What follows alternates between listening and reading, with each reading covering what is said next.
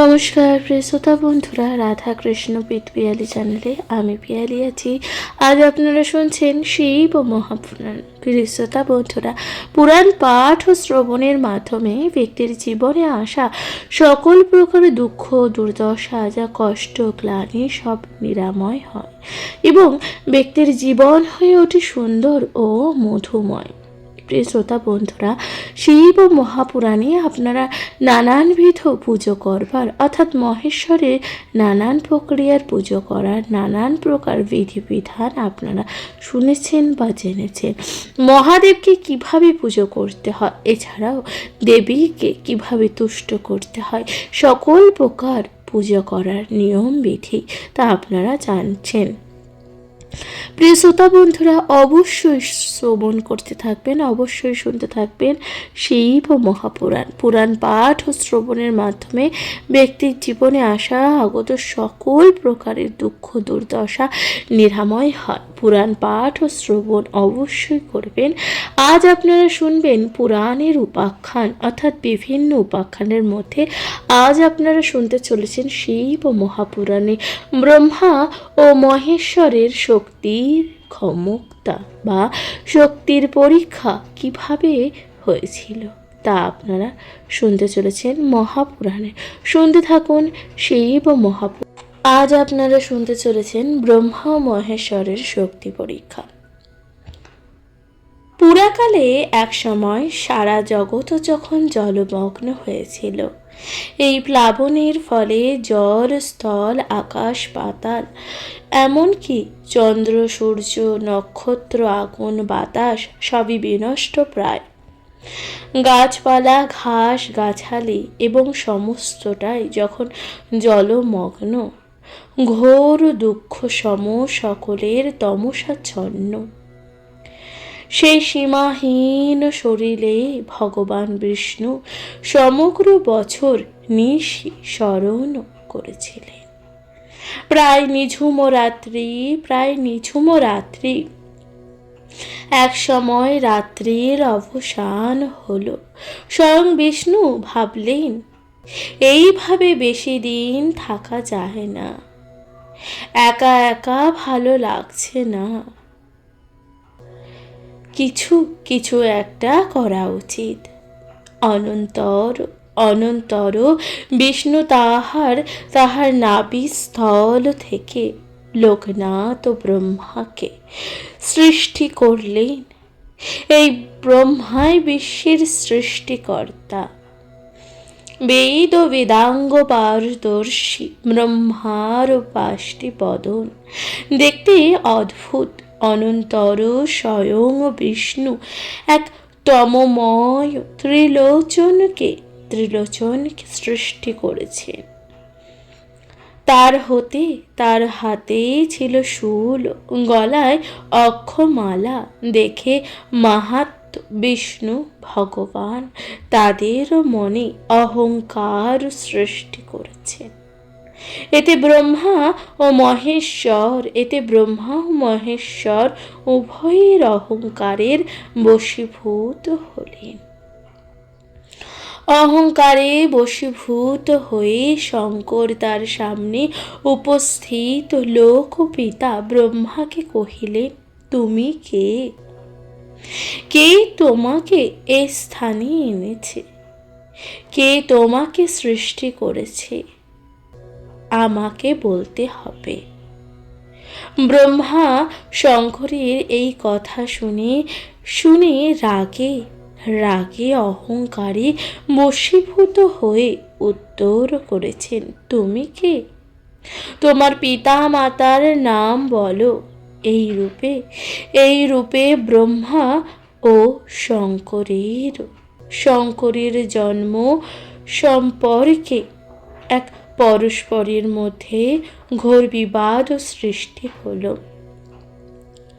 ঠিক এই সময় দেবর্ষি নারদের উৎপত্তি হলো। পুলস্ত্য নারদকে বললেন, তুমি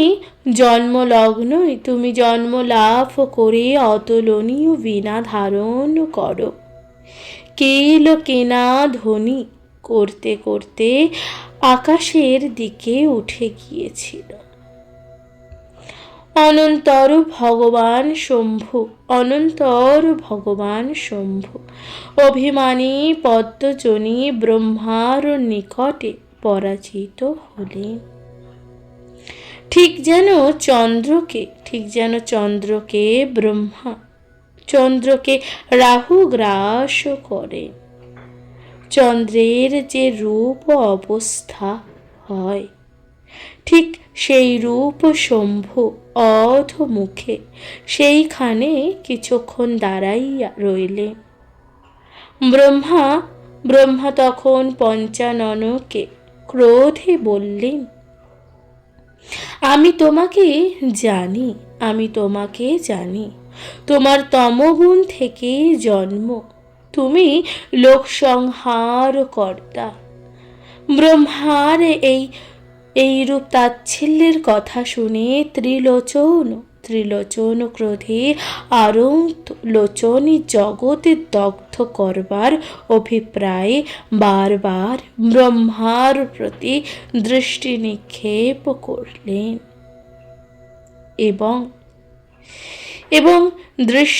এবং দৃষ্টি ব্রহ্মার কোনো অনিষ্ট করিতে পারিল না। ব্রহ্মা পুনরায়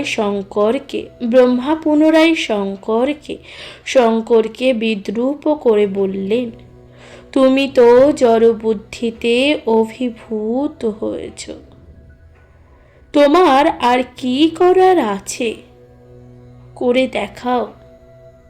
তার কথা শুনে শম্ভু ক্রোধান্বিত হয়ে নখের অগ্রভাগ দ্বারা কটুভাষী ব্রহ্মার মুণ্ডচ্ছেদ করলেন।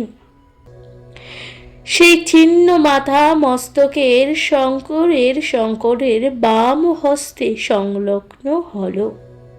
শত চেষ্টার ফলে ব্রহ্মা সেই মস্তকটি শঙ্করের হাত থেকে ছাড়াইতে পারল না। ইহাতে ব্রহ্মা শম্ভুর প্রতি অতি ক্রোধান্বিত হয়েছে। তাহার কবচ কুণ্ডল থেকে এক মহাবাহু অব্যয় বল শক্তিধর বীর্যবন্ত পুরুষ সৃষ্টি করলেন। সেই মহাশক্তিশালী বীর পুরুষ শঙ্করের নিকট উপস্থিত হয়ে বললেন, আমি তোমাকে অচিরেই বিনাশ করতে পারি, কিন্তু বিনাশ করব না, কারণ তুমি পাপিষ্ঠাকে কে হত্যা করতে চায়? যে পাপী পুরুষকে হত্যা করে সেও পাপিষ্ঠই হবে। আমি এইরূপ অন্যায় কাজ কখনোই করব না। এই বীর পুরুষের কথা শ্রবণ করে শঙ্কর লজ্জায় হিমালয় পর্বতে, যেখানে শরীর দ্বারা সরস্বতী নদী প্রবাহিত হচ্ছে, সেইখানে গমন করলেন। সেই স্থান থেকে বদরিকাশ্রমে নরনারায়ণের নিকট গমন করলেন। নরনারায়ণকে প্রণাম করে শঙ্কর কহিলেন, হে ভগবান, কৃপা করিয়া আমায় ক্ষমা করুন। আমি ব্রহ্মা ও তার সৃষ্টি বীর পুরুষ থেকে অপমানিত হয়েছি। অনন্তর নারায়ণ দেব শঙ্কুর এইটি শম্ভুর কথা শুনে বুঝতে পারলেন যে মহেশ্বর খুব বিপদে পড়েছেন। মৃদু হেসে নারায়ণ বললেন, তুমি ত্রিশূল দ্বারা আমার বাম হস্তে আঘাত করো। তার কথা মতন মহেশ্বর ত্রিশূল দ্বারা সজোরে আঘাত করলেন। তৎক্ষণাৎ সেই আঘাতের স্থান থেকে তিনটি রক্তধারা প্রবাহিত হলো। এক এক ধারা নক্ষত্র পরিবেষ্টিত হয়ে গগনমণ্ডলে আশ্রয় হলো। দ্বিতীয় ধারা পৃথিবীতে পতিত হলো। তৃতীয় ধারা মহাদেবের কপালে পতিত হল। দ্বিতীয় ধারা থেকে পৃথিবীর অত্রি ঋষি এবং দুর্বাসার সৃষ্টির সৃষ্টি হল এবং তৃতীয় ধারা মহাদেবের কপাল থেকে কবচধারী এক বীর পুরুষের সৃষ্টি হল। আবির্ভাব হয়ে গভীর গর্জনে শঙ্করকে বললেন, কাহার মস্তক বিচ্ছিন্ন করিয়া বিনাশ করিতে করিতে হবে, আপনি বলুন। মহাদেব বললেন যে ব্রহ্মার তেজ থেকে উদ্ভূত সেই শতসূর্য সদৃশ ব্রহ্মাত্মাজ বীর পুরুষকে বিনাশ করো। অতঃপর ব্রহ্মাত্মজ এবং মহাদেবের কবচজাত দুই পরাক্রমাক্রান্ত বীর পুরুষের মধ্যে প্রায় 1 বৎসর কাল ভীষণ যুদ্ধ হল। অবশেষে শঙ্কর ব্রহ্মাকে বললেন, তোমার বীর পুরুষ আমার পুরুষ কর্তৃক তাড়িত হয়েছে ব্রহ্মাণ্ড। এবং ব্রহ্মাও শঙ্করকে বললেন, তোমার এই বীর পুরুষ আমার বীর পুরুষের নিকট কিরূপ পরাজিত হয়েছে তা অবলম্বন করুন। এই কথা বলবার পর ব্রহ্মা হঠাৎ তাহার বীর পুরুষকে সূর্যমণ্ডলে নিক্ষেপ করলেন। মহাদেব ইহা দেখিয়া তাহার বীর পুরুষকে নারায়ণের বিগ্রহে নিক্ষেপ করলেন। প্রিয় শ্রোতা বন্ধুরা, তাহলে আপনারা শুনলেন ব্রহ্মা ও মহেশ্বরের শক্তি পরীক্ষা। আপনারা শিব ও মহাপুরাণের বিভিন্ন উপাখ্যানের মধ্যে উপাখ্যান শুনলেন ব্রহ্মা ও মহেশ্বরের শক্তি বর্ণনা বা পরীক্ষা। আপনাদের কেমন লাগলো শিব ও মহাপুরাণ? অবশ্যই আপনাদের মূল্যবান মতামত কমেন্টে লিখতে ভুলবেন না। হর হর মহাদেব। সকলের সঙ্গে থাকবেন, পাশে থাকবেন, শুনতে থাকবেন শিব ও মহাপুরাণ। এর পরবর্তী উপাখ্যান শুনবেন গণপতির জন্ম। শুনতে থাকুন মহাপুরাণ।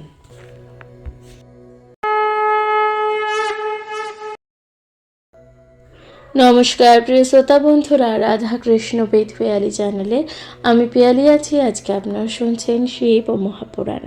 প্রিয় শ্রোতা বন্ধুরা, শিব ও মহাপুরাণে আপনারা আজকে শুনবেন গণপতির জন্ম। বিভিন্ন উপাখ্যানের মধ্যে আপনারা শুনতে চলেছেন গণপতির জন্ম, অর্থাৎ শ্রী গণেশের কিভাবে জন্ম হয়েছিল এবং তার বৃত্তান্ত সমস্ত কিছু শুনতে চলেছেন শিব ও মহাপুরাণে। অবশ্যই শুনতে থাকবেন শিব ও মহাপুরাণ। দক্ষযজ্ঞে সতী প্রাণ ত্যাগ করে হিমালয়ের ঘরে মেনকার গর্ভে জন্মালেন। তারপর বহু তপস্যা করে শিবকে আবার পতি রূপে লাভ করলেন। শঙ্করী করে আনন্দে বিহার। একদিন দেবী মহাদেবের দুঃখ করেই বললেন, পুত্রহীন নারীর জন্ম যে বৃথা। পূর্বেই আমার পুত্র লাভ হতো, কিন্তু দেবতাদের বঞ্চনা করে তোমার বীর্য ফেললেন মাটিতে। তারপর অগ্নির থেকে কুটিলা। তারপর সরবণে পুত্র জন্মাল কার্তিক। কিন্তু আমার গর্ভে তো কোনো সন্তানই নাই। পুত্র বিনা জীবনেতে সুখী বা কোথায়? পুত্র বিনা ঘর যেমন শ্মশান সমান। যার ঘরে আবার কুলাঙ্গার পুত্র জন্মায়, তার আবার দুঃখের সীমা নাই। হে ভোলানাথ, আমি পুত্রবতী হব। এমন কোনো একটা উপায় বলো তুমি, এমন কোনো একটা উপায় বলো তুমি। এই কথা যখন বললে, পার্বতী তখন কাঁদছেন, অর্থাৎ মহাদেবের কাছে মাতা পার্বতী একটা সন্তান কামনা করছিলেন, অর্থাৎ পুত্র সন্তান। এই কথা বলতে বলতে মা তখন কান্না করছিলেন। তারপর মহাদেবকে বললেন। তাই দেখে শিব বললেন, হে প্রাণেশ্বরী, যেভাবে সপুত্র লাভ হবে সেই উপায় আমি বলি শোনো। গোলক বিহারী হয়ে হরি জগতের সার, হরিব্রত করিলে পাবে সুন্দর কুমার। হরির চরণে দেবী সদা রাখো মন, দয়ার সাগর হরি বিশ্বের কারণ। দেবী তখন বললেন, হে নাথ, হে নাথ, আমি নিশ্চয়ই হরিব্রত করব পুত্র কামনায়। ব্রতের বিধান কিবা বলুন আমায়। তারপর শিব ও পার্বতীকে ব্রতের বিধান জানিয়ে বললেন, হরিব্রতে কোনো কোনো দ্রব্যের প্রয়োজন, পূজা মন্ত্র কবজাতি সকলেই বলেছেন। তারপর দেবী বিধিমতো সকলকেই করলেন। ভক্তি ভরে শ্রী হরির স্তোত্র করলেন।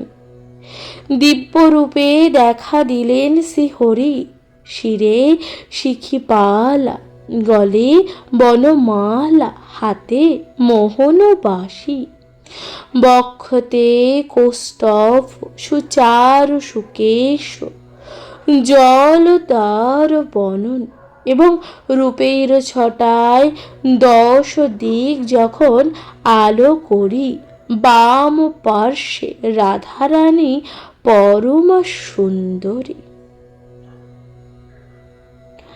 পার্বতীর মন বুঝে শ্রীকৃষ্ণ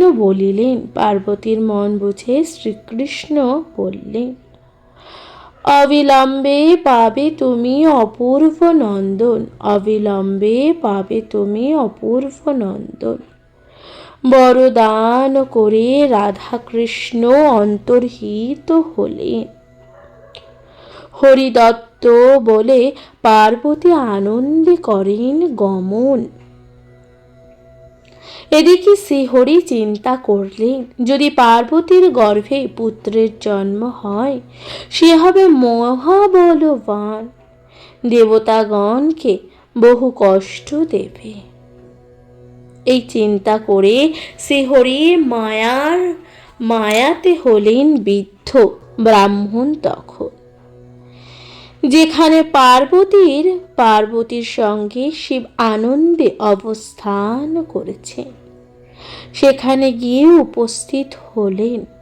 হাতে লাঠি, জরাশীর্ণ দেহ, মলিন বদন। ব্রাহ্মণকে এই অবস্থায় দেখে হর পার্বতী কাছে এলেন। বললে, হে ব্রাহ্মণ, তুমি কোথা হতে এলে? কোথায় বা যাবে? কি চাই বা তোমার? তখন বিপ্র বললেন, আমি 7 দিন অনাহারে, যার বুঝি প্রাণ তৃষ্ণায় দধিছে অঙ্গ, করো জল দান। দেবী বললেন, কেমন ভোজনে তৃপ্ত হবে তুমি? তখন দেবী বললেন, কেমন ভোজনে তুমি তৃপ্ত হবে? বিপ্র তখন বললেন যে, সম্প্রতি তুমি ব্রত উদযাপন করেছ, কাজেই তোমার ঘরে বহুবিধ খাদ্য রয়েছে। নানান মৃষ্টদ্রব্য দাও মোরে খাই, ক্ষুধায় পেট জ্বলছে। পায়েস, মিষ্টান্ন, ননি, দুগ্ধ, সুবাসিত জল, আরো দাও সুমিষ্ট ফল। শালি ধানের অন্নে আমার খুবই লালসা, তোমার অসাধ্য কিছুই যে নাই। জগতের মাতা হয়ে তুমি পুত্র লাভের আশায় গোলকপতিকে সর্বদা চিন্তা করছো। হরিব্রত করে তার বড় লাভ করছো তুমি। যুগে যুগে কৃষ্ণই তোমার পুত্র হবে। এই কথা বলে বিশ্বরূপী শ্রীকৃষ্ণ অদৃশ্য হলেন। হর পার্বতী আর ক্ষুধার্ত ব্রাহ্মণকে দেখতে পেলেন না। বহু খোঁজ করে তাকে দেখা না পেয়ে পার্বতী কাঁদতে লাগলেন, হায় হায়, ক্ষুধার্ত ব্রাহ্মণ কোথায় গেল? ক্ষুধার জ্বালায় তিনি কতই না কষ্ট পাচ্ছেন। শিবের প্রতি বললেন, হে নাথ, তুমি আগে সেই ব্রাহ্মণকে খোঁজ করে আনো। তাকে আহার না দিয়ে আমি স্থির হতে পারবো না। যার গৃহ থেকে অতিথি ফিরে যায় তার জন্ম যে বৃথা। পিতৃগণ তার দেওয়া পিণ্ড গ্রহণও করে না। এমন সময় দৈববাণী হলো, দেবী, তুমি দুঃখ করো না। গৃহের মধ্যে তব জন্মেছে নন্দন।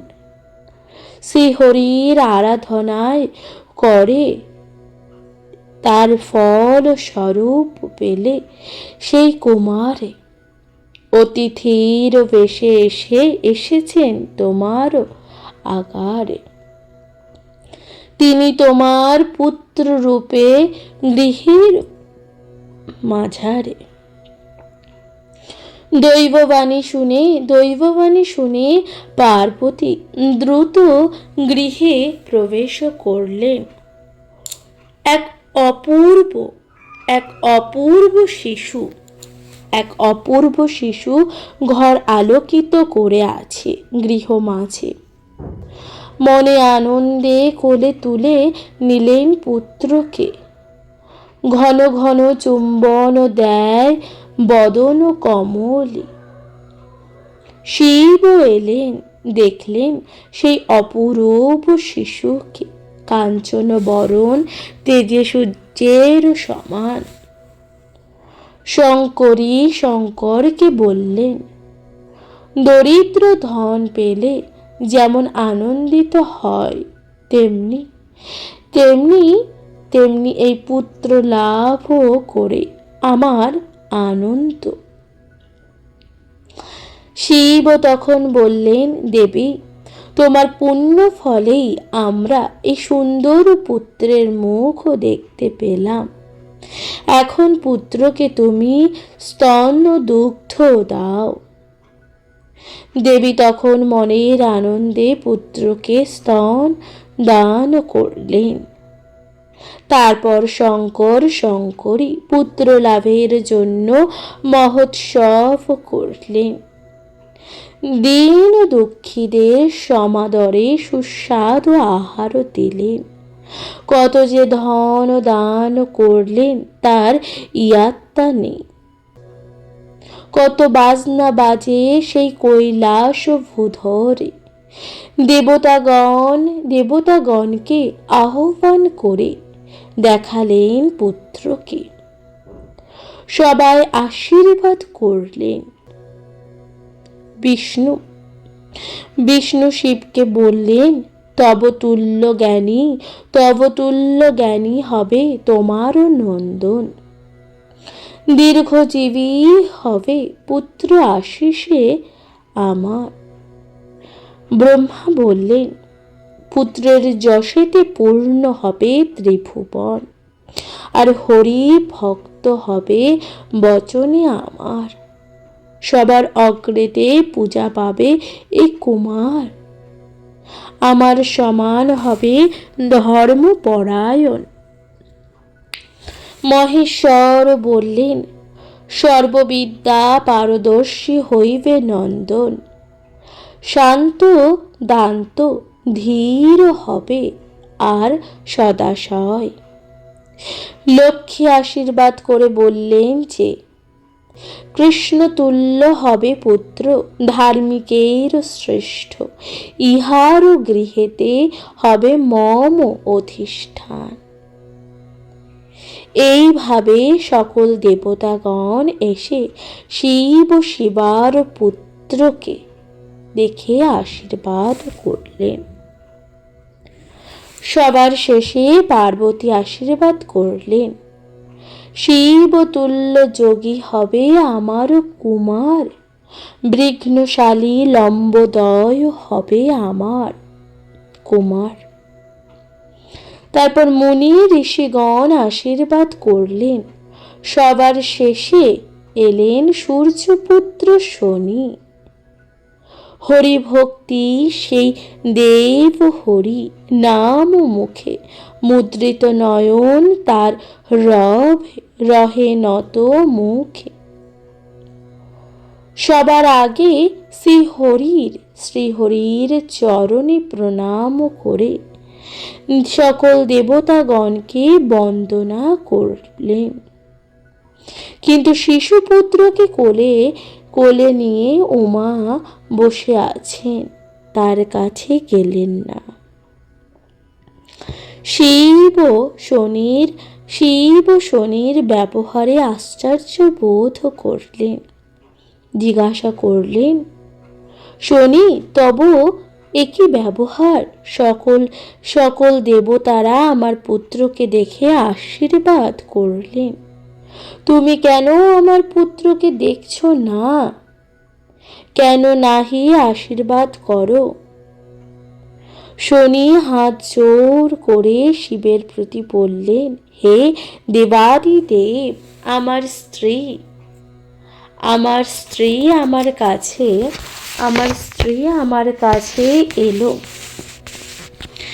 এলো খুব সাজগোজ করে, নাচতে নাচতে। আমি সেই সময় হরিধ্যানে মগ্ন ছিলাম, তাই তার দিকে তাকালাম না। তখন ঘরে নিয়ে আমায় শাপ দিলেন রোষে, যে শিশুকে প্রথম দেখবে তার মুন্ড খসে যাবে। তাই আমি তোমার পুত্রকে দেখব না। শনির কথা শুনে দেবী পার্বতী তো হলেন অবাক, আর তার সখীগণ হাসতে লাগলেন। কখনো এমন কথা নাহি শুনি।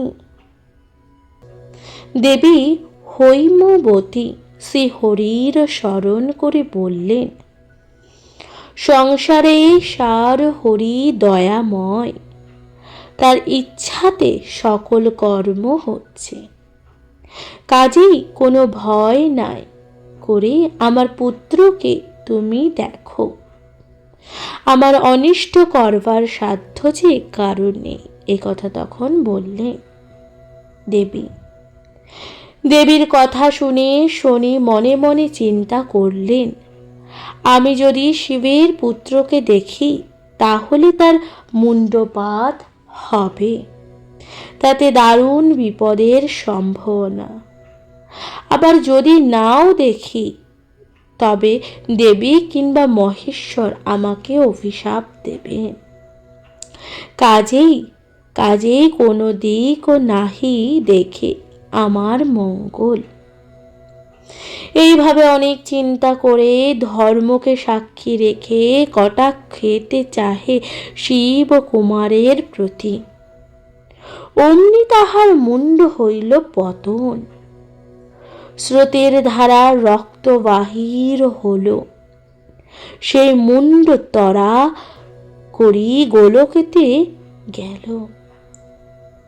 পুত্রের এমন অবস্থা দেখে দেবী হায় কি হলো বলে আছাড় খেয়ে পড়লেন। উচ্চস্বরে কাঁদতে লাগলেন, হায় কি দুর্ভাগ্য আমার, শিবের পুত্র অজ্ঞান হয়ে পড়ে আছে। শনি নত শিরে দাঁড়িয়ে, মহেশ্বর মূর্ছামত হলেন। দেবতাগণ দুঃখে হাঙ্গর হায় হায় করতে লাগলেন। শ্রীহরি এতক্ষণে সব দেখলেন, কাউকে কিছু না বলে চললেন গরুরের কাছে, পৌঁছালেন পুষ্পভদ্রার দেশে। দেখলেন শ্বেত বর্ণের হস্তি আর হস্তিনী শুয়ে আছে উত্তর দিকে মাথা দিয়ে। সুদর্শন চক্র দিয়ে কাটলেন হস্তির মাথা। হস্তিনী অনাথিত হয়ে কাঁদতে লাগলেন।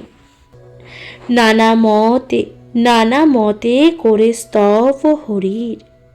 হরির অন্তরে তবে দয়া উপজিল। ছিন্ন মুন্ড থেকে আরো একটি মুন্ড তৈরি হলো, হস্তির মাথায় জোড়া দিলেন জীবন দান ও কৃপা দৃষ্টি করে।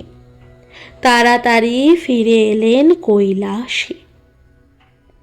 পার্বতীর কোলে থেকে তার পুত্রকে নিজের কোলে নিয়ে হাতের ছিন্ন মুন্ড জোড়া লাগালেন। পুনশ্চ জীবিত হয়ে উঠলেন শিবের কুমার। শিবার আনন্দ আর ধরে না।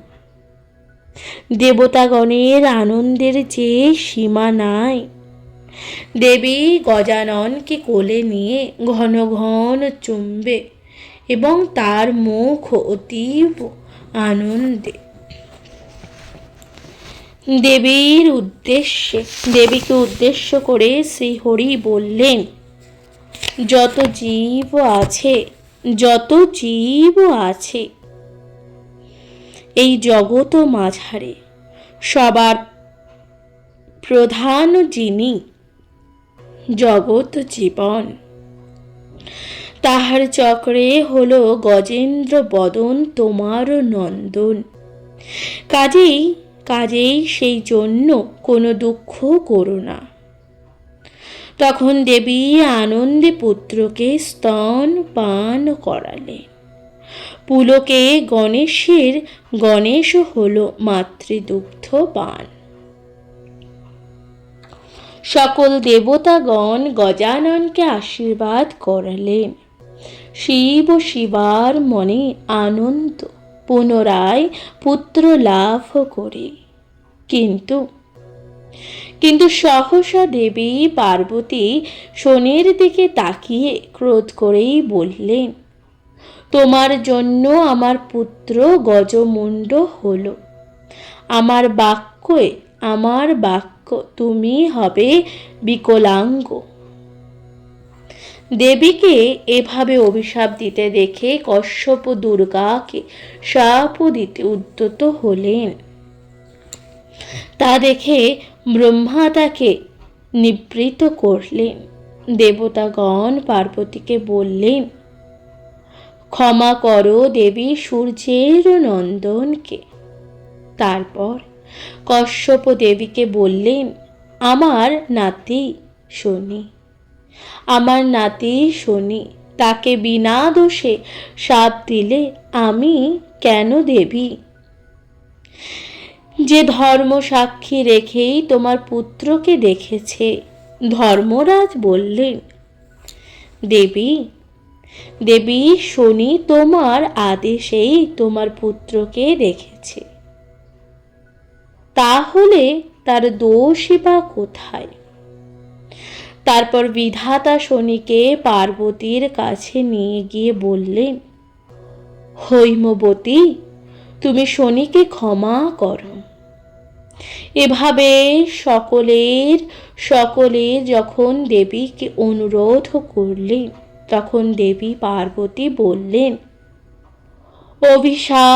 অভিশাপ মুক্ত হলো সূর্যের কুমার। মহাযোগী হবে সেই বাক্যতে আমার। শনির শরীরে কোনো রোগ ও জ্বালা থাকবে না, কিন্তু একটু খুঁড়িয়ে চলবে। তারপর শনি তারপর শনি দেবীর সহ সবার চরণে প্রণাম করে চলে গেলেন। ষোড়শ প্রচারে গণেশের পূজা করলেন সকল দেবতারা। গলায় যজ্ঞসূত্র, বনমালার অপূর্ব শোভা সকল দেবতা উপহার দিলেন। সাগর মাথায় সাগর মাথার মুকুট দিলেন। ব্রহ্মা দিলেন সিংহাসন, শিব দিলেন যোগপট্টা, ইন্দ্র দিলেন কমণ্ডল, বরুণ দিলেন সোনার কুণ্ডল, চন্দ্র দিলেন মণিহার, জলপতি দিলেন চক্র, মহালক্ষ্মী দিলেন রত্নহার, বসুমতী দিলেন মুষিক বাহন, গণেশের অর্চিল সভে অতি ভক্তি ভরে। এখন প্রশ্ন হতে পারে, পার্বতী দেবী হরিব্রত সাধন করে পুত্র লাভ করলেন সেই হরির কৃপাতে, এমন পুত্রের মুন্ড ছেদ হলো কেন? আবার গজমুণ্ডই বা হলো কেন? তার উত্তরে পরম শিব ভক্ত সুমালি কোনো কারণবশত সূর্য মালি ও সুমালিকে শাপ দেন। পুত্রের এমন দশা দেখে কশ্যপ ছুটে এলেন, সূর্যকে কোলে তুলে নিয়ে হাহাকার করে কাঁদতে লাগলেন। তারপর শিবকে শাপ দেওয়ার জন্য উদ্যত হলেন। যেমন তনয় মোর করিছে ছেদন, পুত্র শিরহীন হবে শাপীন এখন। কাশ্যপের শাপ শুনে শিব খুব রেগে গেলেন, কিন্তু তারপর চিন্তা করলেন যে পুত্র, এই যে সূর্য ছাড়া জগৎ যে অন্ধকার।